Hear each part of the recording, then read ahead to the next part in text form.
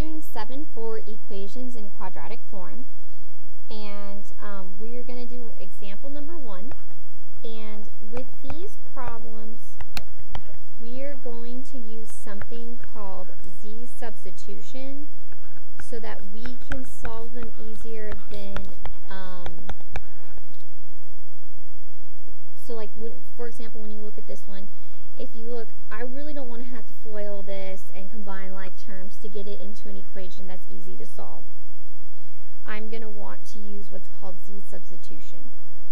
Your z is always your middle term. So whatever your middle term is, it's not the coefficient, but whatever that middle term is, that is always your z. So at least for this class, it's always your z. So that's the easiest way to be able to tell how to use the z substitution. So if you notice, these two are exactly the same. Usually they're the same, but not always, and we'll see that in a second. Some are different. So you're always going to pick this term right here to be your z. So if I want to know what z squared would be, I know that z squared is just this whole thing squared. Okay, because there's a 2 here, there wasn't a 2 here. So what you can do is substitute z in for this and this. So I'm going to substitute a z here, and I'm going to make it squared because this is what z is, and there's a squared sign. Minus 5 because it's minus 5. Z is 3x minus 2, so I'm going to have z. Minus 6 equals 0. And if you notice, now you have an equation that is really easy to factor. So we can factor. Sometimes if it's not factorable, remember you can use completing the square or quadratic formula. So your z answer is -1 and 6. That is not the answer to the equation. If you notice, there are no z's in my original problem. A lot of people try to give me the answer to this on the test, and this is not the answer. What you need to do is you need to go back and plug in for z these numbers. So I know that if z equals -1, I can set that equal to 3x minus 2 because of this equation right here. I also know that z can be 6, so I can set that equal to what I substituted z in for. And then you go ahead and solve. You add 2. You end up getting 1 equals 3 over x divided by 3. X is 1/3. Here, when you solve this, you're going to get x equals 8 over 3. So you're solving for x. Add 2 divided by 3. And these are your final answers. Let's do another one.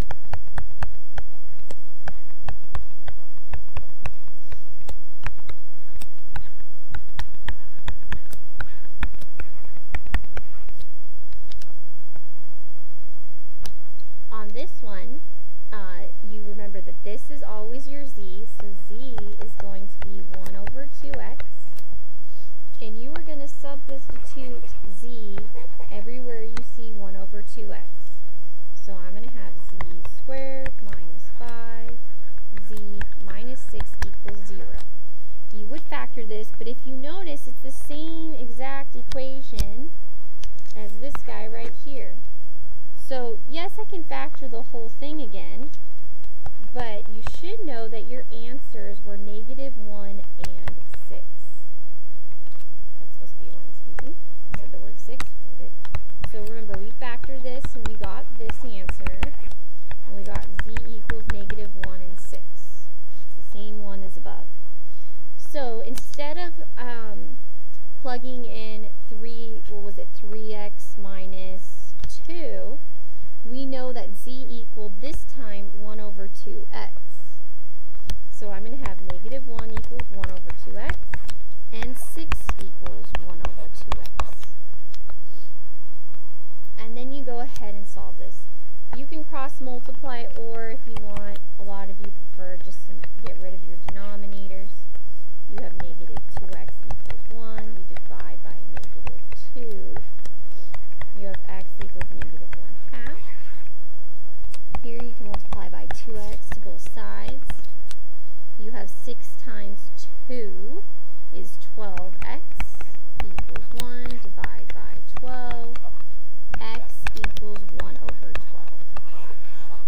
And those are your answers, because that's what x equals. You don't want the answer to z, what z equals. You want the answer to what x equals, because x was in your original question. Example number 3, I have 3x plus 4 square root of x minus 2 equals 0.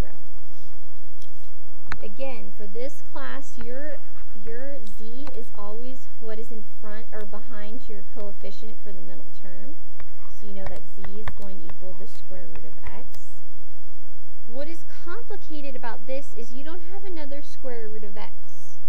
But what you need to realize is if I take z equals the square root of x and I square both sides, will you see that this would be z squared equals, when you square both sides, the square root would go away and it would just equal x.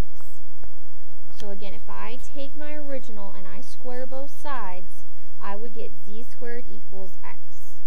Well, that's kind of nice, because when you look at z equaling the square root of x, we have that here, and z squared equaling x, we have that right here. So let's plug in where we see x, z squared. So I'm going to have 3 times z squared, because that's what x equals, plus 4, and I'm going to plug in z because z equals the square root of x, minus 2 equals 0. This problem, if you try to factor it, you can't factor it. So you are going to have to use, I would use the quadratic formula. So let's practice that. Quadratic formula.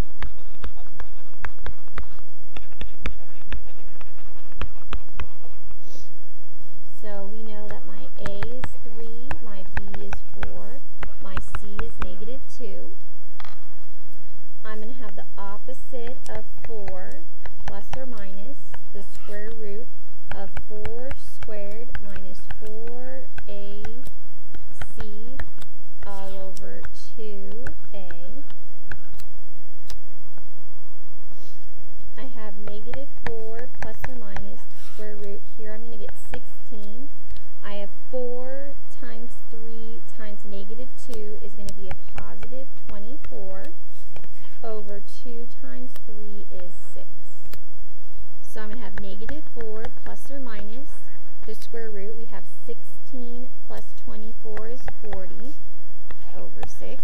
You have to break up 40, so it's 4 and 10, 2 and 2, 2 and 5. So you're going to get negative 4 plus or minus 2 square root, and here we would have 10 left over 6. Then remember, you have to do the triangle where you look to see what goes into all 3 pieces. You know that 2 will, so I'm going to go this way. 2 goes into all of them, so 4 divided by 2 is negative 2. 2 divided by 2 is just 1, so I'm just going to write the 10. And 6 divided by 2 is 3. Once you have this answer, you now know that you have 2 answers excuse me, that equal your z. So you know that c equals negative 2 plus square root of 10 over 3. I'm losing my voice, sorry. And you know that c equals negative 2 minus square root of 10 over 3. When you use these, you're going to want to turn them into decimals. And the way you do that is you have to plug this in your calculator. So I would go ahead and I would say, okay, square root of 10. I plug that in my calculator. I would get 3.162. And then I would do negative 2 plus 3.162 divided by 3, and I would get that z equals 0.387. Excuse me. Over here, I would plug in the square root of 10. Again, we know that that's 3.162. And I divide that by 3. Negative 2 minus 3.162 divided by 3 is negative 1.72. Now, we have to find what z equaled originally. So we go up here, and z originally equaled the square root of x. So I'm going to plug in the square root of x where I see z.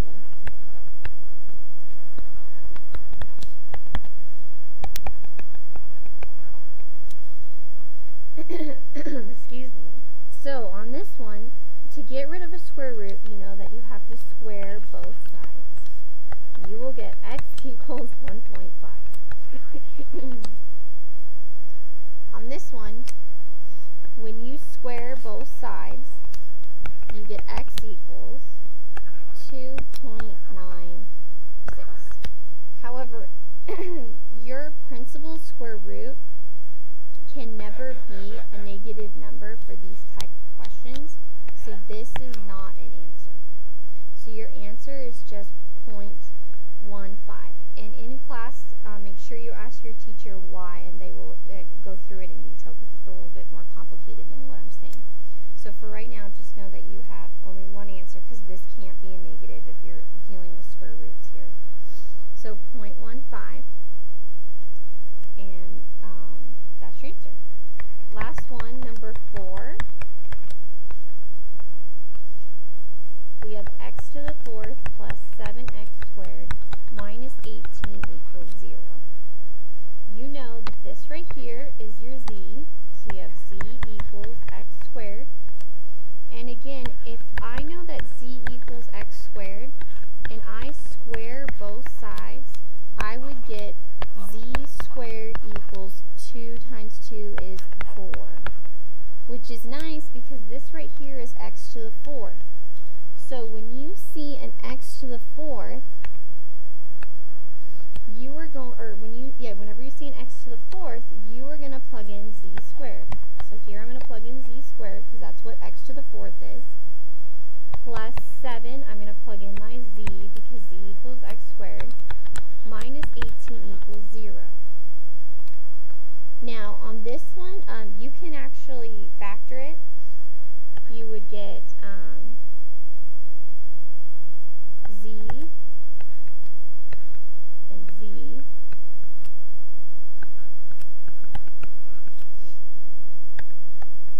plus 9 minus 2. So z would equal negative 9 and 2. So again, you would plug that in for your z, so you have negative 9 equals x squared and 2 equals x squared. To get rid of something that's squared, you have to square root it. And remember, whenever you square root something, you have to write plus or minus.